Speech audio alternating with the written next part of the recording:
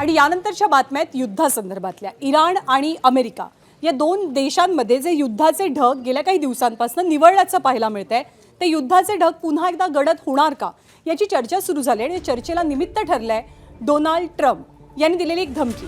Trump यांनी इराणला शांतता कराराची आठवण करून देत लवकरात लवकर पावलं उचलण्यास सांगितलंय।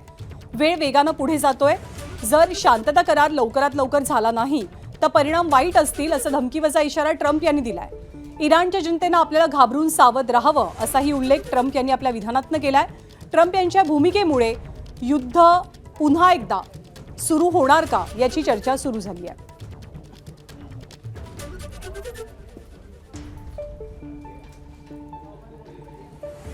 आणि याच डोनाल्ड ट्रम्प यांनी सोशल मीडियावरती AI जनरेटेड एक व्हिडिओ शेअर केलाय, जो व्हिडिओ अर्थातच इराणला धमकी देणारा आहे। पण या व्हिडिओमधनं डोनाल्ड ट्रम्प नेमका संदेश काय देऊ पाहतात याची चर्चा सुरू झाली आहे। या AI जनरेटेड व्हिडिओमध्ये अमेरिकेच्या युद्धनौकेच्या दिशेने एक ड्रोन येताना दिसतो, पण युद्धनौका लेझर सिस्टीमने हा ड्रोन नष्ट करते।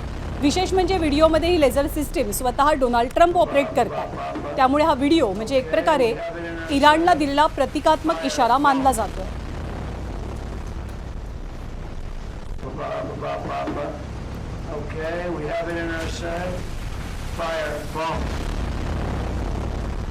पण डोनाल्ड ट्रम्प आणि अमेरिका यांच्याकडनं सातत्यानं वेळोवेळी इराणला धमक्या दिल्या जातात आणि याच धमक्यांवरती इराणनं सुद्धा आता प्रत्युत्तर दिलंय।